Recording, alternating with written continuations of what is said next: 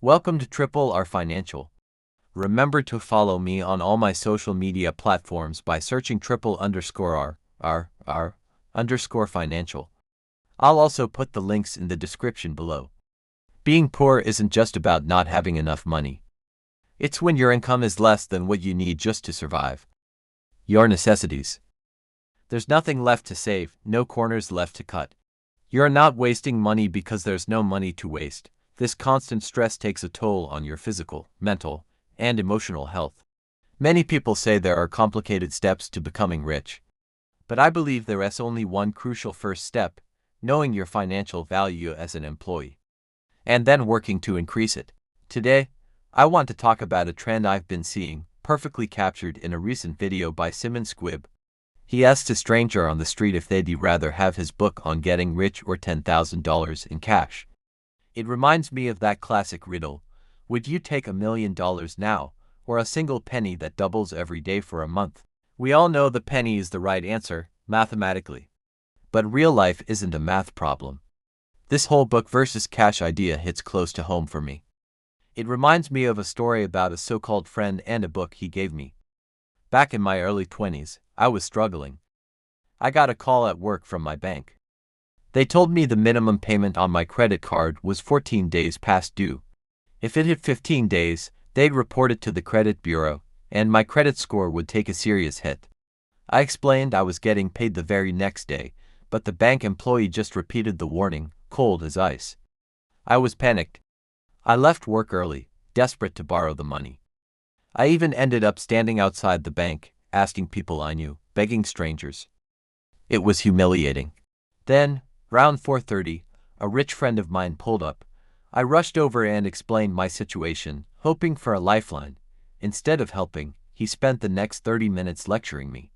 He gave me a whole speech, like something straight out of a Dave Ramsey seminar, about financial responsibility. The bank's security guard came over 3 times to warn us they were closing. First, 30 minutes left. Then 15. Then 5. At 5 o'clock, the guard told my friend the drive-thru was still open for another hour if he wanted to make a transaction. My friend just walked to his car. I thought, maybe he's getting his checkbook, but no. He came back and handed me a book. He said, "Read this. It will teach you how to be more financially responsible." And then he drove away, leaving me there with a book instead of the small amount of cash that would have saved my credit. Fast forward 6 months. I ran into him again. I had to ask, "Hey, did you ever actually read that book you gave me?" He looked a little sheepish and said, "To be honest, no." I asked him why not. It turns out, the book was a biography of a criminal. The author wrote about all the fraud and theft he committed to get his wealth, crimes that even landed him in prison. The craziest part: the book as preface claimed the author was a self-made billionaire who grew up poor and got rich through discipline and smart financial management. But the rest of the book was just one story after another of him lacking any discipline at all. It was a complete sham.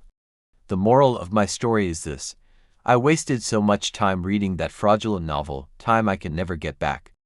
And it taught me a valuable lesson. Rich people who offer you a book instead of real help aren't trying to empower you. They're just patting themselves on the back.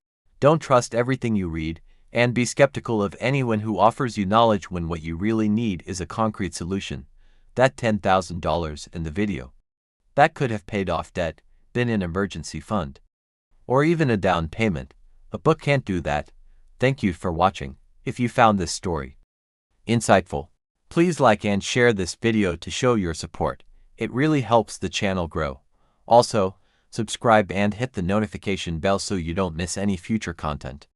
Because my channel statistics are still growing, I can't use all the features on some platforms, like live streaming or posting clickable links directly. Your support makes a huge difference. And as always, my final thought for you: know your financial value as an employee. Focus on increasing that value every single workday. Have a great day and an even better year.